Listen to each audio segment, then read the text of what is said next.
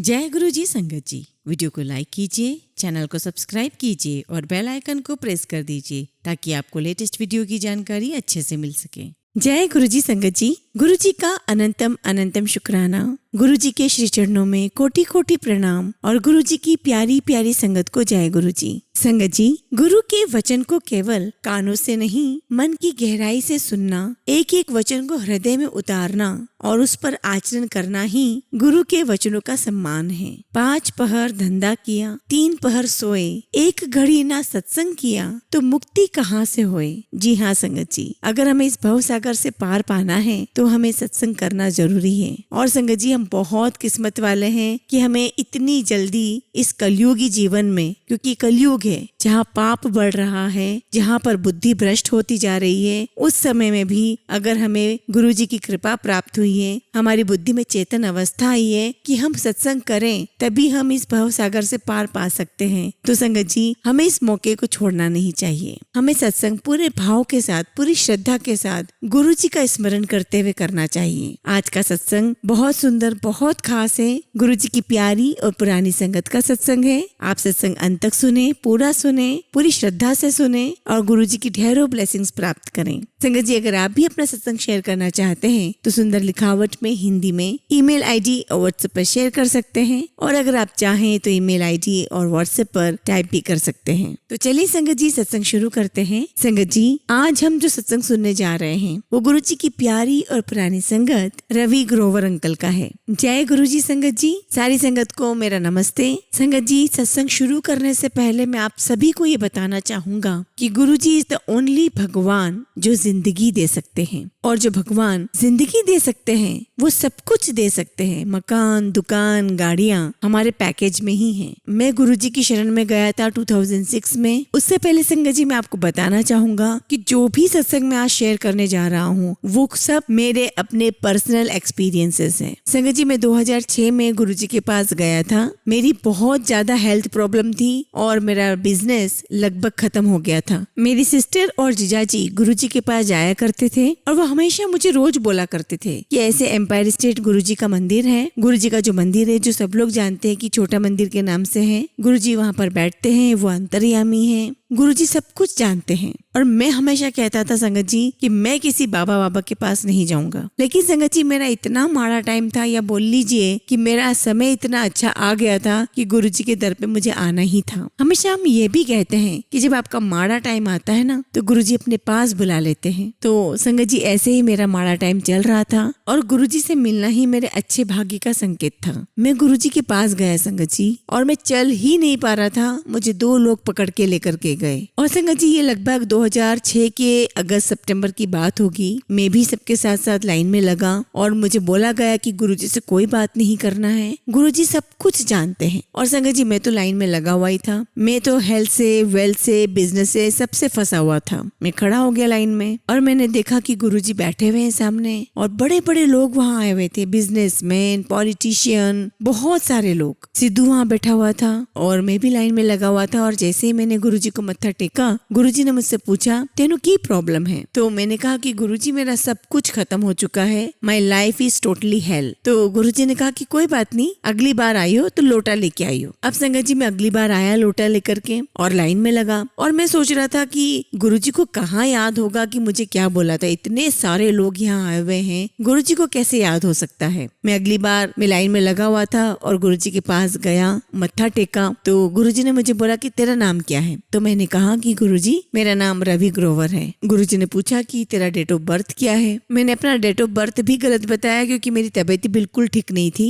तो गुरुजी ने मुझे लोटा लिया मुझसे और लोटा ब्लेस करके दिया और बोला कि इसका जो पानी है वो आधा नहाने में और आधा पीने में यूज करना है। और संगत जी, आज 14, 15, 16 साल हो गए हैं, मैं आज भी उस लोटे का जल इस्तेमाल कर रहा हूँ। और बस संगत जी, जब मैंने गुरुजी से वो लोटा ब्लेस करवाया, वो मेरी लाइफ का टर्निंग पॉइंट था। ऐसा नहीं कि प्रॉब्लम आज नहीं है, हैं, प्रॉब्लम्स आज भी हैं और आज की तारीख में नॉर्मल जिंदगी ही जो है वो बेस्ट लाइफ है। तो बस मैं ये कह सकता हूँ कि मैं नॉर्मल जिंदगी गुजार रहा हूँ। मैंने गुरुजी से वो लोटा लिया और घर वापस आया और अपने ब्रेन का MRI करवाया। तो तब मुझे गुरुजी ने ये भी कहा था कि जब बाहर घूमा तेन कोई प्रॉब्लम नहीं है। And that was my journey with the Guruji. और संगत जी, जो मेरे बिजनेस में जो प्रॉब्लम्स चल रही थी, जो चीजें नेगेटिव थी, वो धीरे धीरे मेरे लिए पॉजिटिव होती चली गई। और संगत जी, आज उस बात को 17-18 साल हो गए हैं, मैंने पीछे मुड़कर कभी नहीं देखा। और उसके बाद भी मैं गुरुजी के मंदिर जाता रहा, गुरुजी के पास जाता रहा, मैं साईं मंदिर भी जाता था। और 2007 में गुरुजी ने चोला छोड़ दिया और मुझे लगा कि अब तो बहुत बड़ी प्रॉब्लम हो गई, अब मैं कहाँ जाऊंगा, किसके पास जाऊंगा। तो मुझे लगने लगा कि अब तो गुरुजी भी नहीं है, अब तो साईं बाबा भी मुझे अपनी शरण में नहीं लेंगे,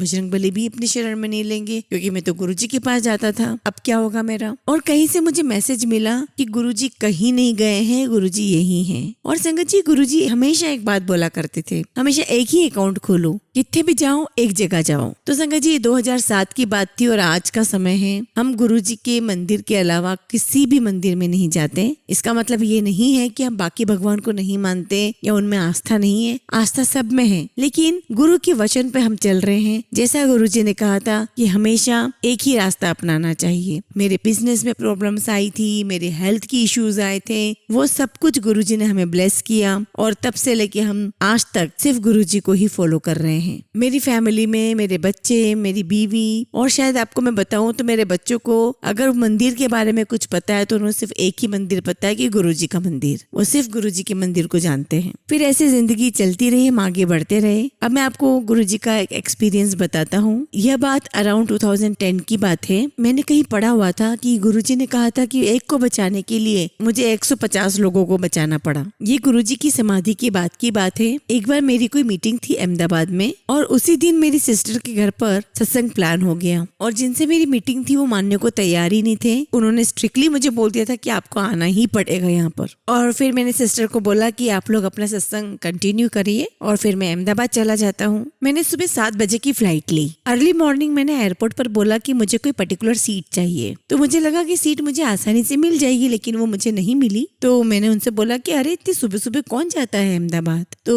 वहाँ पे एयरपोर्ट की अथॉरिटीज मुझे बोलने लगे कि 150 सीटें और पूरे 150 पैसेंजर जा रहे हैं। मैंने कहा वेरी गुड। सगत जी, मैं हवाई जहाज में बैठा और हमारी शुरू से एक आदत है कि मैं जब भी कहीं जाता हूँ तो मैं हमेशा कहता हूँ कि गुरुजी साथ चलो। तो जैसे मैं एयरक्राफ्ट में बैठने लगा, मैंने कहा कि गुरुजी चलो साथ चले, अहमदाबाद घूम कर आए। मैंने अपने मन में ये बात बोली। और संगत जी, जैसे ही हमारा एयरक्राफ्ट अहमदाबाद लैंड होने वाला था, गुरुजी के शरीर से जो गुलाबों की जो प्यारी सी भीनी भीनी खुशबू आती थी वो मुझे फ्रेग्रेंस आई और मुझे एकदम से इतनी तेज गुलाबों की स्मेल आई। मैंने मन में बोला कि वाह गुरुजी, आप यहाँ पर भी साथ चल रहे हो। और संगत जी, बस जैसे ही मैंने ये बात बोली, हमारा जो एयरक्राफ्ट था वो लैंड हो ही गया, टच हो गया था। और जो ही वो टच हुआ वो वापस से उड़ने लगा। और संगत जी, उसी समय एयरक्राफ्ट के अंदर इमरजेंसी का अनाउंसमेंट हुआ। ये पायलट का अनाउंसमेंट था कि मेरा जो रनवे है वही ब्लैकआउट हो गया है। अब पायलट ने 10 से 15 मिनट लिए दोबारा लैंड करने में। तो गुरुजी कहते हैं ना कि एक बचाने के लिए मैंने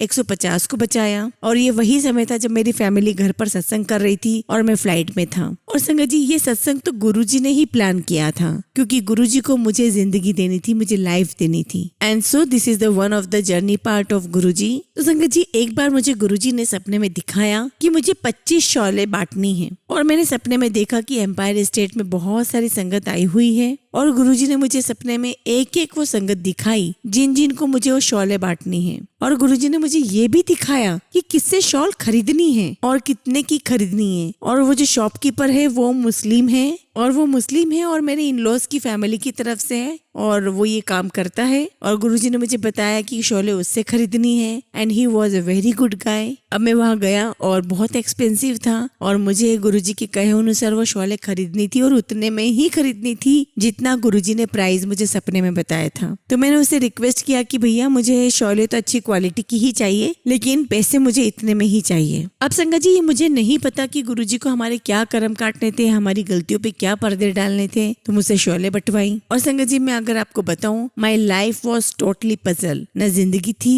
न फैमिली, मेरे पास जो कुछ भी है वो सब कुछ गुरुजी का दिया हुआ है। मुझे तो मासूम अंकल का वो गाना याद आ रहा है कि करते हो तुम और नाम हमारा हो रहा है। तो संगत जी, हम वही लोग हैं कि करते तो गुरुजी हैं, लेकिन हम लोगों का नाम हो रहा है। मैं आपको कुछ समय पहले की बात बताना चाहूंगा कि मेरे पिताजी की तबीयत बिल्कुल ठीक नहीं थी, क्योंकि फैमिली में कोई ट्रेजेडी हो गई थी। और संगत जी, आप बिलीव नहीं करोगे, गुरुजी ने मुझे कहां से कहां कैसे भी करके, चाहे गौरव अंकल के थ्रू, चाहे कोई और भी था, he told me to visit the mandir. और रोज वहां जाकर के लंगर प्रसाद खा करके ही मेरे पिताजी बिल्कुल पूरी तरीके से ठीक हो गए। तो संगत जी, गुरुजी का जो लंगर का प्रसाद होता है, that is not at all ordinary, वो एक डिवाइन प्रसाद है। तो संगत जी, ऐसे ही गुरुजी ने मेरी जिंदगी, मेरी हेल्थ कई बार ब्लेस की है। गुरुजी ने कई बार मेरी नजरें उतारी हैं। गुरुजी ने कई बार मेरे शोल्डर जलाए हैं और ड्रीम के अंदर ही सब कुछ हुआ। और कई बार गुरुजी ने मुझसे बहुत सारा दान करवाया। एक बार गुरुजी ने मुझे कहा कि फलाने फलाने आंटी के पास जाना है और फलाने फलाने पैसे देना है। अब मैं कैसे पूछूंगा किसी से, मैं तो किसी को जानता भी नहीं था।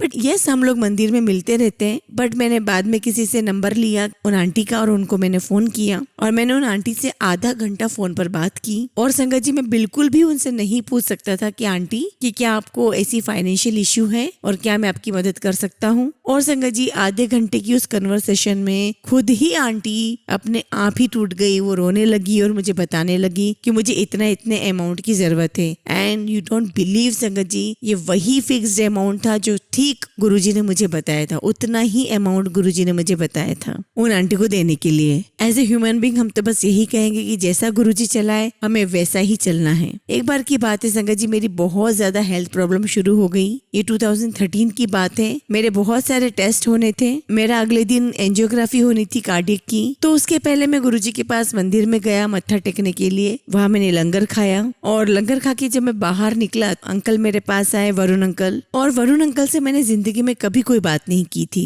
और मेरे पास आते हैं और मुझे कहते हैं कि तू घबराता बहुत है, तुझे कुछ भी नहीं हुआ है, जा अब यहाँ से चला जा। और जब मैं अगले दिन एंजियोग्राफी के लिए गया और जब मेरे टेस्ट की रिपोर्ट्स आई तो डॉक्टर ने मुझे एग्जैक्टली वही कहा कि तुम्हें कुछ भी नहीं है, सब कुछ पॉजिटिव है, अब जाओ यहाँ से चले जाओ। मुझे नहीं पता कि गुरुजी ने क्या किया, आर्टरीज स्कैन करी, क्या किया। उसके बाद मुझे 2 मेडिसिन, एक थायराइड की मेडिसिन और एक मुझे ब्लड प्रेशर की मेडिसिन लगी। गुरुजी ने मेरी सिस्टर को ड्रीम में दिखाया कि मुझे एक गोली लगेगी, लेकिन मैं तो खा रहा था 2 गोली। बट कोई प्रॉब्लम नहीं थी मुझे और मैं ऐसे ही 2-3 महीने दवाइयाँ खाता रहा। और 2-3 महीने बाद मैंने अपना थायराइड टेस्ट करवाया, जो मुझे ऐसे रूटीन में ही चेक करवाना था। और संगत जी, आप बिलीव करिएगा, ये बात 2013 की है और अब 2024 हो चुका है। मैं तब से लेके अब तक थायराइड की कोई दवाई नहीं खाता हूँ। और गुरुजी हमेशा कहते थे कि जो मैंने कह दिया वो सत्य वचन। और हम सारे ह्यूमन बींग्स, इवन मैं खुद, हम सब में इफ एंड बट बहुत रहते हैं। और जब जैसे ही कोई प्रॉब्लम आती है हम एकदम से हिल जाते हैं, बचाओ गुरुजी, मदद करो गुरुजी। लेकिन संगत जी, मुझे एक प्राउड हमेशा रहेगा और हमेशा है, और मुझे ही नहीं आप सबको भी होना चाहिए कि हम मरे चाहे जिए, हमेशा हमारे मुंह पर, हमारी जुबान पर एक ही नाम रहेगा, गुरुजी। आपके साथ मैं एक एक्सपीरियंस शेयर करता हूँ। मैं आउट ऑफ कंट्री अपने काम से बाहर गया हुआ था और संगत जी, ये बात 2017-18 की है। रात को मुझे ड्रीम में आया और मैंने अपने आप को देखा कि आई एम टोटली डेड। मैंने देखा कि हमारे जो फैमिली डॉक्टर है बत्रा हॉस्पिटल के, उनके इमरजेंसी रूम में उनके बेड पर लेटा हुआ हूँ और डॉक्टर ने मुझे देख करके कहा कि आई एम ऑलरेडी डेड और मुझे हार्ट अटैक हुआ है और मैं मर जाता हूँ। और अंदर मेरी वाइफ और सिस्टर है, उनको डॉक्टर कहते हैं कि आप भगवान को बुला लो, हम इनका कुछ भी नहीं कर सकते। और संगत जी, मैं अपने मन में जय गुरुजी, जय गुरुजी, जय गुरुजी करे जा रहा था और मेरी सिस्टर और मेरी वाइफ भी दोनों ही सपने में जय गुरुजी कर रही थी। और संगत जी, आप प्लीज बिलीव करिएगा, एकदम से मेरी सांस वापस आई जब मैं उठा नींद से and I was totally pumping the same way जैसे कि किसी को हार्ट अटैक होता है और वो उससे बाहर निकलता है। तो जय गुरुजी, यही सारी चीजें हैं। मेरी तो लाइफ ही नहीं थी, ना कोई लाइफ थी, ना कोई फैमिली थी, ना कुछ था, सब कुछ गुरुजी की कृपा से ही है। पल पल मैं गुरुजी को थैंक यू करता हूँ और जब भी मैं घर से बाहर निकलता हूँ यही कहता हूँ कि गुरुजी मेरे साथ चलो। संगत जी, कोई भी काम होता है, चाहे कोई बड़े से बड़ा हो, छोटे से छोटा काम हो, हमें कभी उसका रिग्रेट नहीं होता, क्योंकि वो हमारे लिए गुरुजी ने प्लान कर रखा है। अच्छा या बुरा, वो हमारे लिए अच्छा ही है। फॉर शॉर्ट साइटेडनेस हम जरूर ये देखते हैं कि ये इसमें मेरा नुकसान हो गया, कि हमें ये कॉन्ट्रैक्ट नहीं मिला, या हमारे घर में ये प्रॉब्लम आ गई। बट इन द एंड मैं आपको कम से कम इतने सारे एग्जाम्पल दे सकता हूँ कि गुरुजी ने मुझे चीजों से निकाला है। शॉर्ट टर्म लॉसेस के लिए गुरुजी ने मुझे लॉन्ग टर्म प्रॉफिट दिया है। Profit not in terms of monetary, but in terms of life, in terms of blessings, in terms of monetary as well. ऐसा कभी नहीं हुआ संगत जी कि हम कहीं फंसे हों और गुरुजी ने हमें बाहर ना निकाला हो। संगत जी, सत्संग के बहुत सारे इनविटेशन आते हैं। किसी सत्संग में हम जा पाते हैं और किसी में नहीं जा पाते हैं, और कई बार तो हमारा जाने का मन नहीं होता, हम प्रायोरिटी नहीं देते। संगत जी, मैं अपनी बात कर रहा हूँ, मैं किसी और की बात नहीं कर रहा हूँ। ऐसे मैं आपको एक सत्संग सुनाता हूँ। ये करीब 5 साल पुरानी बात है। एक सत्संग का मुझे इन्विटेशन आया ग्रेटर कैलाश से। वो एक स्पेशल सत्संग था। वैसे तो हर सत्संग स्पेशल होता है, मैं ऐसा नहीं बोल रहा हूँ कि एक ही स्पेशल था। संगत जी, ये सत्संग इसलिए स्पेशल था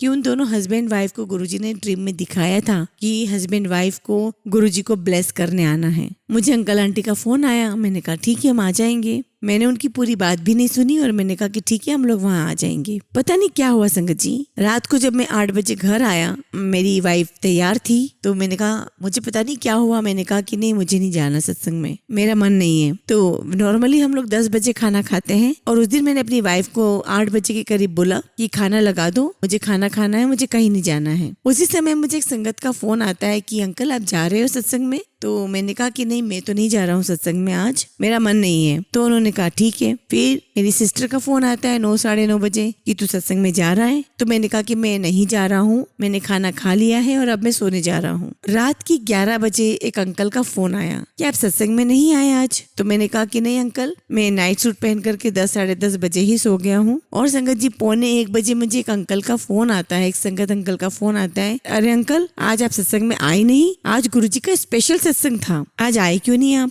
तब मुझे लगा कि oh my God, I missed it. मैंने रात की 1 बजे उन अंकल को फोन किया और मैंने कहा कि अंकल रात की 1 बजे रहे हैं, पर क्या मैं आपके घर आ सकता हूँ? और संगत जी, हम लोग रात की 1 बजे निकले और वहां पर पहुंचते पहुंचते हमें 1:30 बज गई, और 1:30 बजे जाकर के हमने उन अंकल के घर पे लंगर किया। तो गुरुजी हमेशा कहते हैं कि जब भी मुझे लगेगा, जब भी मुझे जरूरत लगेगी, मैं तुम्हें घर से भी बुला लूंगा। And that was the thing कि गुरुजी ने हमें सत्संग के लिए घर से बुलाया। मतलब जब तक कि गुरुजी की कृपा नहीं होगी, ना हम मंदिर जा सकते हैं, ना हमारा मन करेगा जाने का। हम सिर्फ एक ही काम कर सकते हैं, वो है शुक्राना। हम सिर्फ गुरुजी का शुक्राना कर सकते हैं। Thank you Guruji, thank you for everything Guruji. संगत जी, अब मैं आपको सत्संग सुनाता हूँ 7 जुलाई का। ये लगभग 2018 या 19 की बात होगी। मेरी मंदिर में साउंड की सेवा थी और मैं कहीं आगरा चला गया किसी काम से। और जब मैं आगरा चला गया तो रात में 6 जुलाई को मेरी मीटिंग रात की 11 बजे खत्म हुई। तो संगत जी, मेरा बहुत मन था सत्संग में जाने का। तो मैंने अपनी वाइफ को दिल्ली में कॉल लगाया।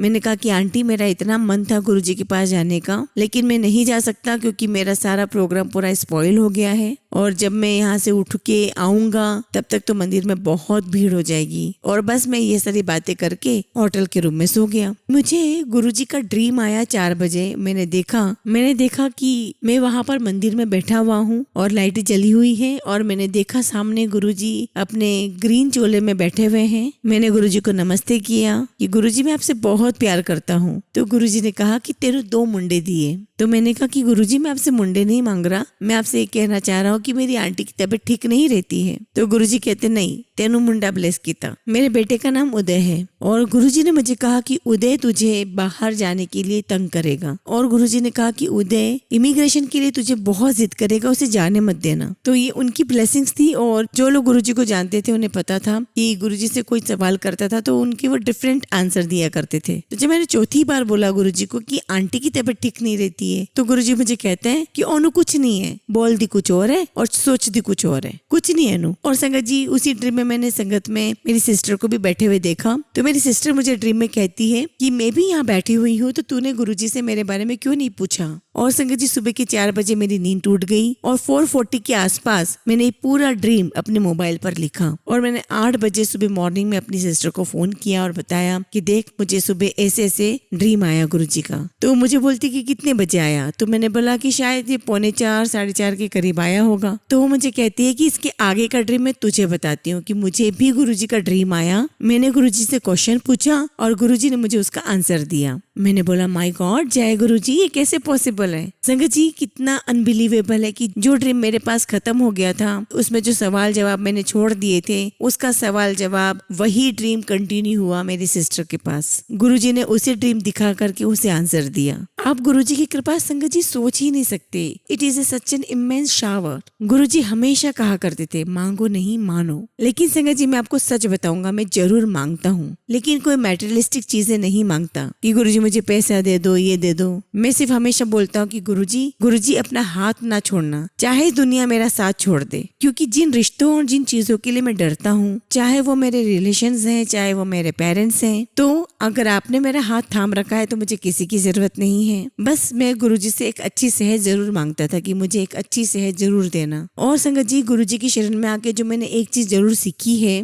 कि हर संगत का, हर इंसान का अपना एक गुरुजी को मानने का तरीका है, अपनी जिंदगी में एक जगह देने का तरीका है। उसी प्रकार से संगत जी तो हमने अपनी जिंदगी में गुरुजी को फादर की जगह दी हुई है। हम किससे मांगेंगे? अपने फादर से ही मांगेंगे। संगत जी मेरा ये मानना है, मैं किसी पर्टिकुलर व्यक्ति के लिए नहीं बोल रहा हूँ, मेरा पर्सनल ये मानना है कि गुरुजी हमें हर समय हर पल मॉनिटर कर रहे हैं। हम कोई भी काम करें, अच्छा करे, बुरा करे, कैसा भी कर्म करे, मैं हमेशा ये सोचता हूँ कि गुरुजी मेरे बारे में क्या सोच रहे होंगे। और संगत जी मेरा यही विजन होता है कि मेरी लाइफ में जितने भी लोग हैं, मैं कोशिश कर सकूं कि मैं उनकी मदद कर पाऊं। Guruji has made me capable for anything. मैं कोशिश करता हूं कि अगर वो मुझसे मदद मांगने आते हैं तो मैं उनकी मदद करूं, क्योंकि ऐसा करने पर मेरे गुरुजी मुझसे बहुत खुश होंगे। मैं आपको ये भी बताना चाहूंगा कि मैं कोई पाठ नहीं करता, मैं कोई पूजा नहीं करता, मैं कोई शिव पुराण नहीं पढ़ सकता, मैं कोई अमृत वेले नहीं उठ सकता। मैं सिर्फ इतना कह सकता हूँ कि मैं बहुत बहुत बहुत गुरुजी से प्यार करता हूँ। मैं इतना ज्यादा गुरुजी से प्यार करता हूँ कि बस मैं यही सोचता रहता हूँ कि गुरुजी मेरे बारे में क्या सोचते होंगे। अगर मैं किसी के लिए बुरा भी दिमाग में विचार लाता हूँ तो मैं यही सोचता हूँ कि इस समय गुरुजी मेरे लिए क्या सोच रहे होंगे।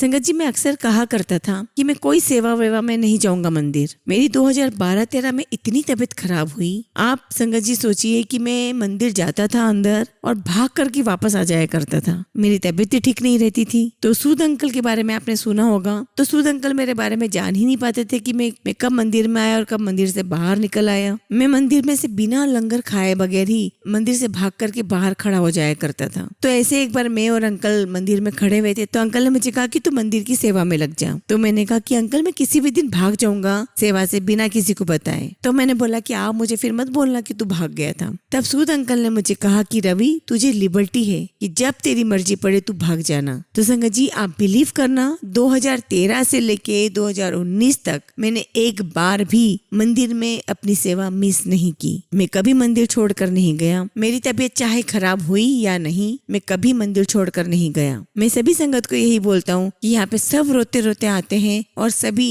मुस्कुराते हुए उड़ते हुए जाते हैं। संगत जी 2017 में मैं यूएस गया था अपनी फैमिली के साथ छुट्टियों पर। हम हमेशा गुरुजी को बहुत शुक्राना करते थे कि गुरुजी आप हमेशा हमारे साथ चलना, आप साथ रहना। संगत जी हम फ्लाइट में जाकर के बैठे और फ्लाइट में जाकर के मैं सो गया। मैं जो सोया मुझे गुरुजी का ड्रीम आता है कि मैं एम्पायर स्टेट मंदिर में आया हूँ। तो मैंने देखा कि सपने में कि सुधा आंटी मुझे गुरुजी का चोला देती है और मैं वहाँ से बाहर आ जाता हूँ। आप सभी सुधा आंटी को जानते होंगे। चोला लेकर के बाहर निकलता हूँ तो मैं टैक्सी पकड़ता हूँ और टैक्सी में आगे जब बढ़ता हूँ तो मैंने देखा कि मेरी टैक्सी का एक्सीडेंट हो जाता है। तो मैं अपनी आंटी को फोन करता हूँ कि आंटी मेरा बहुत तेज एक्सीडेंट हुआ है और मेरे पेट में चोट लगी है और मैं मैक्स हॉस्पिटल जा रहा हूँ। और वहां पर मेरा ड्रीम टूट जाता है। तो उसी वक्त मैंने अपनी सिस्टर को फोन किया कि देख गुरुजी ने मुझे ऐसा ऐसा ड्रीम दिखाया है और मेरा ऐसा ऐसा एक्सीडेंट हुआ है। सारी संगत ये कहती है कि जब बहुत माड़ा टाइम आता है तो गुरुजी टाइम जोन चेंज कर देते हैं। तो संगत जी from Indian time zone I was converted into US time zone. तो सिस्टर कहने लगी कि इसीलिए गुरुजी ने तेरा एक्सीडेंट टाल दिया।